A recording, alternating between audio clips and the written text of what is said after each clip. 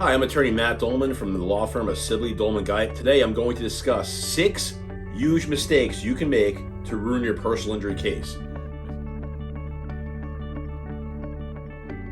Mistake number 1. This is the biggest. I want you to pay close attention to what I'm going to say now.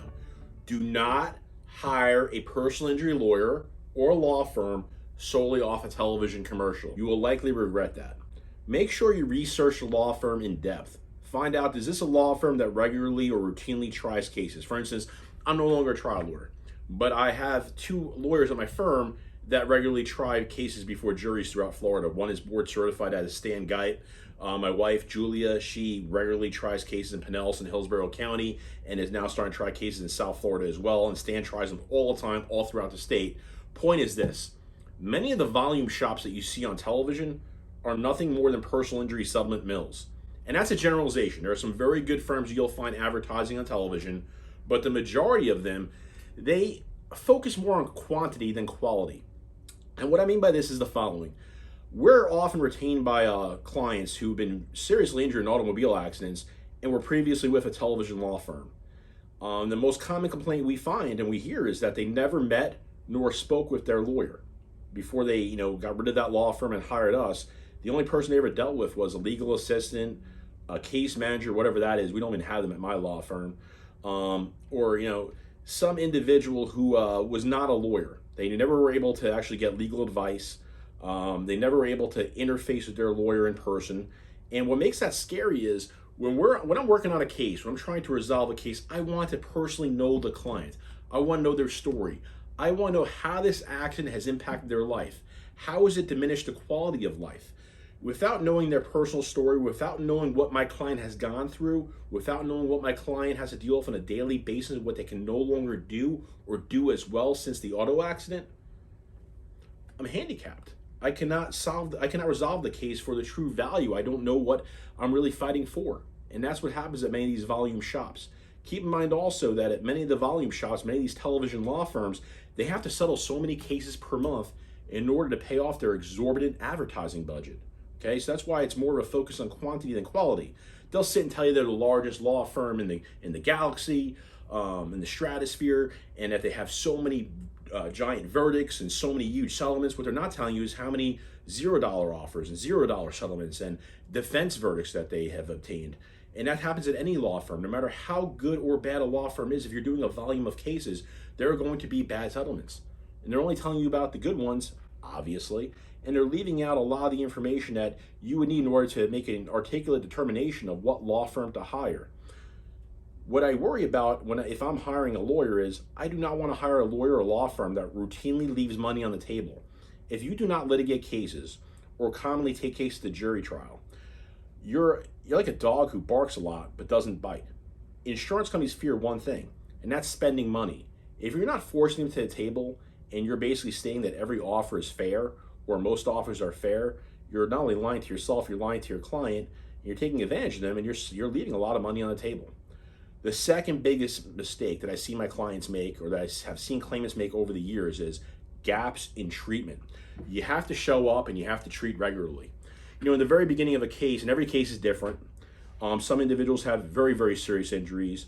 Some have more moderate injuries that take time to resolve. Some of them are musculoligamentous, meaning injuries of the muscles and ligaments. Whether you're going to conservative care with a chiropractor or treating with a surgeon or somewhere in the middle and maybe receiving injections, you got to show up to your medical appointments. Gaps in medical treatment kill the case. They show the adjuster that if the injury was so serious, they're going to always ask themselves, why isn't the client showing up regularly to treat? Sitting on your ass, sitting at home, it's not going to resolve your case. When you fail to show up, it just tells the insurance company and it tells the adjuster that's handling the claim that your injury is just not that serious. Third biggest mistake, stay the hell off social media. I know a lot of you can't help yourself. One, set your account to private, but even doing that, an astute insurance adjuster or investigator can get through that. Be careful of what you share out there. And it goes both ways. My clients often ask me, am I going to be investigated during my case? Are they going to hire a private investigator? And no one knows that to be certain, but always act as if. And what you want to be very careful of is you don't want to sit there and brag about the vacations you're going on, the exciting, amazing times you're having in your life while you're also claiming to having, a serious injury. Now, it's very obvious that if you've had a serious injury, you're not just going to walk around moping around all day long. You might still smile. You might still enjoy part of your life. You might have had a diminution in the quality of life, but you're not just going to walk around moping all day. No one does that. Well, a few people do, but you kind of want to avoid those people in life. What I worry about, though, is that the insurance company is going to take a picture, and a picture's worth 1,000 words, and try to sell it that you're not that injured. Be careful what you share. And I've seen cases before, I've had the proverbial client that was hanging off a stripper pole when she claimed that she had a serious neck injury and required surgery.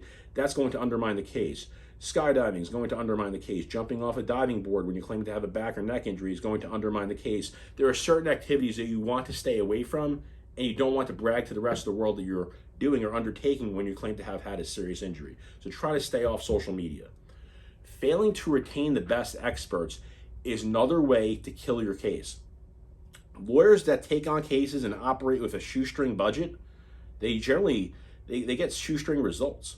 You want to have the best experts available to properly illustrate the injuries and the harms and losses that you have sustained and suffered as a result of the negligence exhibited by the individual as at fault in the accident. Another huge mistake is trusting the insurance adjuster.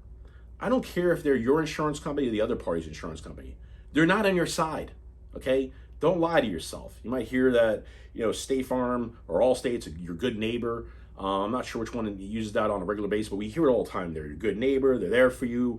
Your time of need, you can always rely on the insurance company. Well, that's bullshit. The insurance company's not there for you. Their bottom line is putting money back in their shareholders' pockets. They're not worried so much about you. They're worried about their bottom line, which is protecting their reserves. They want to pay out as little as possible on your personal injury claim. Do not trust the adjuster. Do not take advice from the adjuster. And if you're going to talk to the adjuster after the accident, have counsel on the phone with you. Do not make the mistake. They are not your friend. They will never be your friend. And the biggest mistake I often see, aside from the 5 I've already mentioned, is failing to identify all lines of coverage. And I see this a lot with the television law firms. We've taken over a number of cases from some of the biggest law firms where the paralegal or legal assistant failed to check on every possible line of coverage.